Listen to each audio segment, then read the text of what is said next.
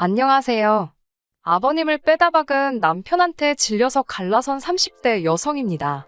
전 도무지 어머님처럼 살 자신이 없었거든요. 초등학교 동창인 남편과 제가 다시 만나게 된 건 동창회에서였습니다. 학교마다 아석이 좋아하는 친구들이 몇몇 있잖아요. 제가 다니던 학교에도 그런 친구들이 있었는데 그 친구들의 주도로 졸업한 지 15년 만에 동창회가 성사되었네요. 다행히 요새는 쉽게 연락을 주고받을 수 있는 수단이 많아서인지 동창회를 하자는 이야기가 나오고 얼마 지나지 않아 바로 모이게 되었지요. 저녁 시간 호프집에서 모였는데 남편 혼자서 멀끔하게 정장을 입고 나왔었어요. 동창회에 무슨 정장식이나 입고 나왔냐며 놀려대는 친구들 사이에서 멋쩍어하며 웃는 남편과 제 기억 속에 있는 옷도 꼬질꼬질하게 입고 까불거리던 남학생이랑 너무 달라서 신기하다 못해 어이없을 지경이었네요. 남편도 남편대로 달라진 제 모습에 적잖이 놀랐다고 했으니 제가 낱말을 처지는 아니지만요. 동창회 이후로 서로 마음이 맞거나 거리가 가까운 친구들끼리 모이기 시작했는데 저와 남편은 회사가 가깝더라고요. 그래서 퇴근 후 이따금씩 맥주나 한잔 하자며 서로 불러내기 시작했습니다. 그리고 어쩌다 보니 맥주 한 잔의 만남이 영화 보기가 되고 그렇게 남녀 사이에 데이트처럼 되더니 둘 중 누구도 먼저 사귀자는 말은 하지 않았지만 정신을 차리고 보니 연인 사이가 되어 있었습니다. 자연스럽게 관계가 발전되어 그런지 서로 부딪힐 일도 크게 없었고 웬만한 일은 웃으며 넘기게 되더라고요. 그렇게 큰 다툼이나 문제없이 3년을 사귀고 결혼까지 약속하게 되었습니다. 흔히들 결혼은 단순히 남녀 단둘이 만나는 게 아니라 집안끼리 만나는 거라서 부모도 잘 살펴봐야 한다잖아요. 꼭 그래서는 아니지만 그래도 본격적으로 결혼 이야기가 나오기 시작하니까 미리 시부모님 되실 분들도 만나보고 가풍도 알아보고 그래야겠더라고요. 그래서 한 1년 동안은 자주는 아니어도 이따금씩 시부모님과 밖에서 만나 식사도 하고 차도 마시면서 서로가 서로를 알아가는 시간을 가졌습니다. 남편도 저희 부모님과 그런 시간을 가졌고요. 그렇게 본격적으로 결혼 준비를 하는 동안에 갑자기 생각지도 못한 일이 생긴다거나 서로 얼굴을 붉히거나 할 상황이 없었습니다. 주변 사람들도 부러워할 만큼 모든 것이 순탄하고 원만하게 진행되었네요. 신혼집은 월세였는데 돈 때문에 그런 것은 아니었어요. 단순히 남편이나 저나 이직을 생각하고 있었기 때문에 좀 더 신중하고 싶었습니다. 서로 마음에 두고 있던 회사들이 다르기도 했고 그 회사들 모두 위치가 중구난방이라서 이직부터 하고 거주지를 정하는 걸로 이야기를 했지요. 이게 신의 한 수가 될 줄은 그때는 미처 몰랐네요. 인생은 원래 생각한 대로 흘러가지 않는다더니 그게 정말 맞는 말이었어요. 남편도 어머님 아버님도 모난 구석 없이 좋은 사람들이었는데 생각지도 못한 문제의 인물이 있었으니 그건 바로 아버님의 동생 시삼촌이었습니다. 나이 50의 시삼촌은 시할머니와 같이 살고 있었는데 정확히 표현하자면 얹혀 살고 있었어요. 언젠가 술에 취한 아버님께서 이야기하시기를 시삼촌은 젊어서부터 얼굴이 번지르르하니 인물이 좋아서 여자들이 엄청 따랐다나요. 한 번만 만나달라고 애걸복걸하는 여자들이 줄을 섰다는데 그러다 어떤 여자한테 잘못 코가 꿰었답니다. 술 먹고 실수를 했는데 아주 민망한 표현을 하셔서 차마 옮기지는 못하겠네요. 아무튼 그래서 결혼을 하긴 했는데 시삼촌이 다른 여자한테 또 코가 꿰어가지고 얼마 못 살고 이혼했다고요. 듣고 있자니 얼마나 어이가 없고 한심하던지 시삼촌뿐만 아니라 그런 시삼촌을 감싸고 도느라 매번 여자가 추파를 던졌다는 식으로 표현하시는 아버님까지 이상하게 보일 지경이었어요.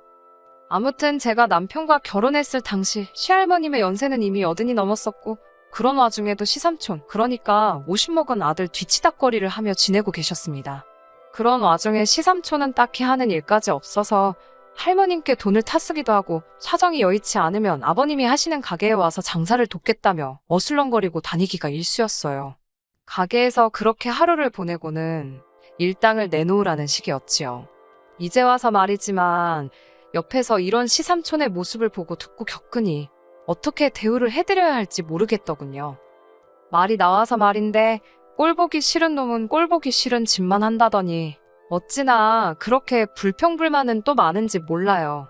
앞서 말씀드렸다시피 저희는 신혼살림을 월세로 시작했습니다. 그렇다 보니 저희 집도 아니고 굳이 집들이를 할 이유를 찾지 못했지요.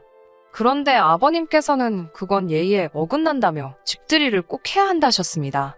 문제는 저나 남편이나 맞벌이를 하다 보니 집에서 음식 준비를 하기는 시간이 여의치 않았어요. 남편과 상의 끝에 집에서 멀지 않은 곳에 위치한 고깃집에서 어른들을 모시고 식사를 하고 이후로 집에 와서 과일이랑 커피를 대접하는 쪽으로 결론을 내렸습니다. 그런데 아버님께 저희가 세운 계획을 말씀드리니 집들이 한다고 불러놓고 식사를 밖에서 하게 하는 법이 어디 있냐며 어른들 데리고 똥개훈련이라도 시킬 셈이냐고 크게 화를 내시더라고요. 오히려 어머님께서는 그럴 수도 있지 뭘 그런 걸 따지냐며 아버님께 핀잔을 주셨지만 별 소용은 없었습니다. 아버님께서 들은 척도 안 하셨거든요. 솔직히 결혼 전에는 항상 밖에서만 뵈서 그런지 아버님이 이렇게 억지를 쓰시고 말도 안 되는 고집을 피우시는 분인 줄은 꿈에도 생각지 못했기에 충격이 이만저만 큰 게 아니었어요. 결국 아버님의 말씀대로 집에서 식사를 대접하는 집들이를 하기로 했습니다. 시부모님뿐만 아니라 시삼촌과 시할머니도 모시고 말이지요. 근데 솔직히 다들 너무한다 싶었습니다. 솔직히 집들이라고 하면 하다못해 휴지든 세제든 뭐 하나 사다 주실 수 있는 거 아닌가요? 네 사람 모두 빈손으로 오셨더군요. 그나마 어머님께서 나중에 필요한데 보태라고 10만 원 제 주머니에 넣어주시긴 했지만 사실 다른 무엇보다 제가 짜증이 났던 건 시삼촌의 지저분하고 매너 없는 행동 때문이었어요. 거실에 상을 펴놓고 남편과 제가 음식을 나르고 있었는데 시삼촌이 그 상 앞에 혼자 앉아서는 음식 맛을 보고 계시더라니까요. 보다 못한 제가 조금만 기다리셨다가 다 같이 시작하자는데 제 말은 들은 채도 안 하대요. 그리고는 오히려 저를 망신이라도 주겠다는 심보인 건지 음식 맛을 트집 잡기 시작하더군요. 이건 짜다, 저건 달다. 저도 정말 짜증이 많이 났었는지 저도 모르게 그러면 드시지 말라고 해버렸습니다. 그렇게 맛이 없어 못 드시겠으면 짜장면 한 그릇 시켜드릴 거냐고 쏴붙였어요. 그러자 어머님께서 제 허벅지를 살짝 꼬집으시며 귓속말로 하시는 말씀이 시할머님한테도 저런다며 신경 쓰지 말랍니다. 대들어봤자 너만 손해라고 참으라고 그러셨어요. 정말이지 그날 스스로 그래 내가 시삼촌이랑 매일같이 부딪히며 사는 것도 아니니 참자 몇 번을 되뇌었는지 모릅니다. 그런 삼촌이 정말 골칫덩어리가 된 건 얼마 전에 있었던 시할머님의 낙상사고에서 시작되었어요. 사실 낙상사고가 있기 얼마 전부터 정정하시던 시할머님의 건강은 눈에 보일 정도로 빠르게 나빠지고 있었거든요. 상황이 그렇다 보니 당연히 회복은 더딜 수밖에 없었고요. 그러자 아버님께서는 어머님께 시할머님을 모시고 살자셨던 모양입니다. 문제는 어머님께서 절대로 못한다며 극구반대 아주 결사반대를 하시더라고요. 웬만하면 아버님 뜻에 맞춰주시는 어머님의 성격을 알고 있었기에 그토록 격렬하게 못한다 하시는 어머님이 신기해 보일 지경이었습니다. 그리고 저는 그 이유를 남편으로부터 들을 수 있었어요. 남편이 말하기를 불과 몇 년 전까지 어머님은 시할머님의 호된 시집살이를 겪으셨다고 합니다. 시할머님께서 워낙 목소리도 크시고 정정하신 데다가 아버님께서 무조건 시할머님 편에만 서 있으니 어머님께서 몸고생 마음고생을 많이 하셨다고요. 그러다 시삼촌이 어디서 재산 다 날려먹고 시할머님 댁으로 들어오게 되면서 비로소 분가를 하실 수 있었답니다. 오죽하면 분가하는 날 어머님께서 현관문을 붙들고 엉엉 우셨다고요. 그런 사연이 있었음에도 불구하고 아버님께서는 어머님의 입장은 전혀 고려하지 않으시고 무조건 시할머님을 모시고 와야 한다고 고집을 피우셨어요. 결국 어머님께서 딱 한 가지 조건을 내거셨습니다. 지금 시할머님이 살고 계신 집을 정리하고 어머님 아버님이 사시는 집도 팔아서 그 돈으로 더 큰 평수의 아파트든 어디로든 이사를 가자고요. 최소한 숨통 트일 공간을 마련해주면 다시 한번 모셔보겠다 하신 거지요.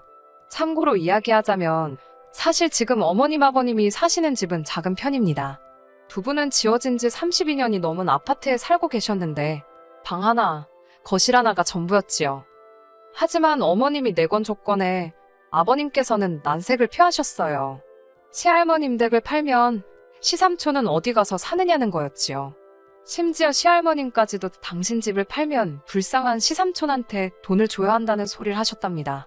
어머님 입장에선 솔직히 얼마나 서운하고 속상하셨겠어요? 참다 못한 어머님께선 그럼 시삼촌이 시할머님 모시게 하라고 이제껏 무전취식하며 얹혀 살았으니 자식 노릇은 해야 할 것 아니냐고 아버님께 따지고 드셨대요. 여담이지만 저 또한 어머님의 말씀이 틀리지 않았다 생각합니다. 하지만 아버님께선 당신 동생이 할 줄 아는 게 뭐가 있냐고 라면밖에 더 끓이냐면서 어머님더러 사람이 왜 이렇게 돈밖에 모르냐는 식으로 마치 어머님이 시할머님의 재산만 탐내는 파렴치한으로 몰고 가는 듯했어요. 뿐만 아니라 싫다는 어머님께 계속해서 시할머님을 모시고 살 것을 강요하시대요. 그게 며느리의 도리라면서요. 뿐만 아니라 아버님께서는 저희에게도 전화를 걸어 어머님을 설득하라고 보채시기까지 했어요. 그러다 하루는 아버님이 어머님과 상의도 없이 시할머님의 짐 일부를 어머님 아버님이 사시는 집으로 들고 오셨답니다. 그러고선 어머님께 통보하듯 말하기가 지금 두 분이 쓰시는 방을 시할머님께 내드리고 두 분은 거실을 쓰자시더래요. 어차피 거실에서 TV밖에 더 보냐면서 시할머님은 방에만 계실 테니 불편할 거 하나 없다면서요. 가족끼리 조금 참고 배려하며 살자셨다고요.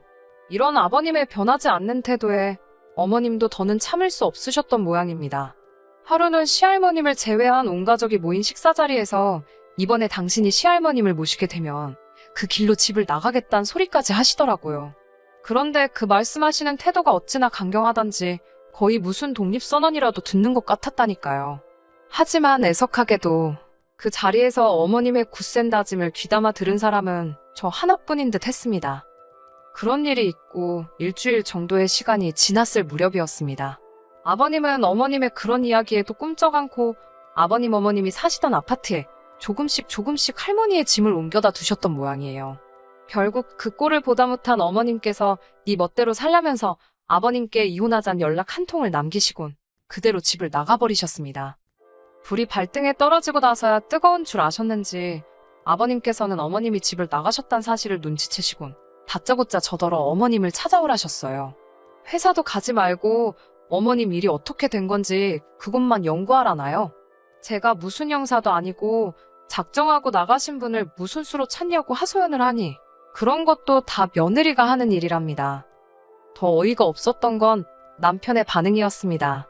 남편은 어머님이 가시면 어딜 가셨겠냐며 때 되면 돌아오실 거라고 시큰둥한 반응을 보였어요. 이런 남자였나 싶을 정도로 사람이 달리 보이더군요. 그런 와중에 저는 혹시나 하는 마음으로 어머님께 매일같이 전화를 드렸어요. 아버님이 꼴 보기 싫으신 거면 저한테라도 잘 계신 건지만 알려달라 문자도 남겨두었고요. 그렇게 어머님과 연락이 닿았습니다.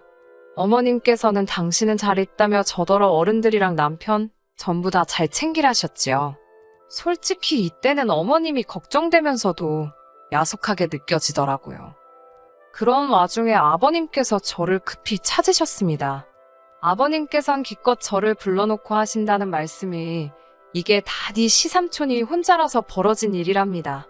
마누라 하나만 잘 얻었어도 네 시애미가 저렇게 앓는 소리 하지도 않았을 거라면서 이런 이야기를 저한테 왜 하시나 싶어서 아무 말하지 않고 아버님이 하시는 말씀만 가만히 듣고 있었어요. 그때 아버님께서 그래서 말인데 시삼촌한테 좋은 여자 하나 소개 좀 시켜주랍니다. 저는 난색을 표했어요. 시삼촌 나이가 50이신데 제 주변엔 그 정도 나이대에 혼자인 여자분은 없다고요. 그러자 아버님께선 무슨 소리를 하는 거냐며 누가 그렇게 나이 먹은 여자를 소개하면 좋다 하냐입니다. 그러면서 저더러 친구 없냐고 물어보시는 거예요. 전 솔직히 아버님이 처음에 장난하시는 줄 알았네요. 없다고 웃으며 대답하니 똑바로 생각 좀 해보랍니다. 제 친구들 다 시집간 거 맞냐며 결혼식에 온 친구들 중에 괜찮은 사람 없냐고 계속해서 집요하게 물어보시더라고요.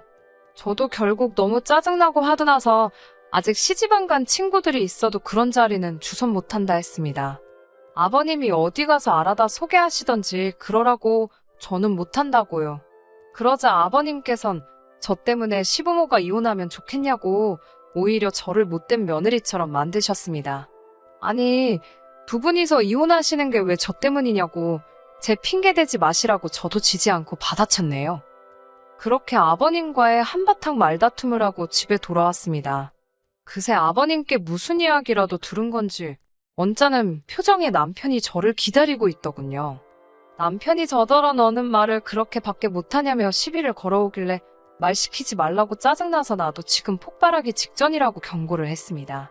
정말이지 남편까지 제 편이 아니라 아버님 편이라면 그냥은 못 넘어갈 것 같았거든요.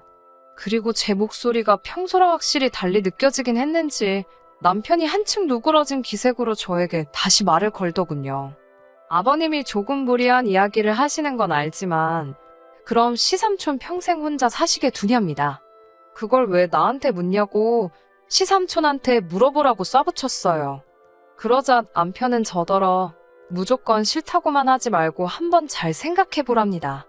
친한 친구가 아니어도 좋다며 그냥 알고 지내는 사람이라도 누가 됐든 일단 소개라도 시켜줘 보래요.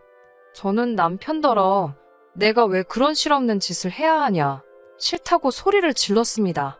남편이 한다는 말은 가관이었어요. 저더러 가족이 중요하지 그깟 친구며 인간관계가 뭐가 중요하냐입니다. 저 하나 때문에 온 가족이 엉망이 돼야 직성이 풀리겠냐고. 남편의 뻔뻔한 태도와 말도 안 되는 논리에 정말 황당하더라고요. 남편이 급기야 그러면 저더러 시할머님을 모시랍니다. 직장도 때려치래요. 저 때문에 시부모님 이혼하게 생겼는데 그건 막아야 할 것 아니냐며. 저도 너무 열받아서 남편더러 그럼 당신이 회사 관두고 시할머님 모시라고 했습니다. 남편과 대화를 할수록 느낀 건 아들이란 인간이 어머님이 얼마나 힘드시면 저럴까 그런 생각도 못하고 아버님 때문에 자기 처가 얼마나 입장이 난처한지도 모르는구나. 이렇게 어리석은 사람인지 왜 진작에 몰랐을까. 제 스스로가 다 한심하고 이런 인간이랑 결혼까지 한 제 자신이 한심하더군요. 저는 남편에게 마지막이란 심정으로 물었습니다. 시할머님을 요양원에 모시던지 아니면 어머님이 바라는 대로 시할머님 댁을 정리해서 어머님이 원하시는 곳으로 이사를 시키는 게 맞는 것 같지 않냐고요. 최소한 뭐가 맞는지 머리로는 아는데 가슴으로 고집을 피우는 거면 이해해보려고 한 거지요. 하지만 남편은 아버님과 똑같은 소리만 해댔습니다. 자식들 다 멀쩡한데 요양원으로도 못 모신다. 집 팔면 시삼촌은 어떡하냐. 다 같이 살 거냐. 이도저도 안 되면 손자며느리인 제가 해야 된다. 남편더러 집안 꼴 잘 돌아간다고 어머님 아버님도 이혼하고 우리도 갈라서고 시삼촌하고 아버님 그리고 당신까지 남자 셋이서 시할머님 정성으로 모셔드리면 되겠다고 쏴붙였어요. 그리고는 바로 제 짐을 챙겼습니다. 집도 없고 혼인신고도 안 되어 있던 게 어찌나 다행이다 싶은지. 그제서야 남편은 왜 시할머님 문제로 우리가 헤어지냐며 저더러 너무 오버하지 말라고. 자기도 갑갑하니까 그런 거라며 일단 어머님을 찾자고 그런 다음에 시삼촌과 시부모님 내외가 알아서 하시게 두잡니다. 저는 어머님처럼은 못 산다고 싫다고 거절했어요. 아버님을 아주 빼다 박은 당신을 보니 어머님이 내 미래 같아서 너무 두렵고 무섭다고 헤어지자고요. 이렇게 헤어지고 나니 그간의 세월이 너무 아깝고 속상하고 후회는 안 하려고 하는 성격인데도 후회가 자꾸 돼서 슬프긴 합니다. 그래도 잘한 거라 믿어요. 그저 시할머님이 오래 건강하셨으면 좋겠고 어머님도 늦지 않게 당신의 행복을 찾으실 수 있으면 좋겠다. 딱 거기까지만 바라려고요. 끝까지 들어주셔서 감사합니다. 오늘의 사연은 여기까지입니다. 구독과 좋아요, 알람 설정 부탁드리고 더 좋은 사연으로 다시 찾아뵙겠습니다. 감사합니다.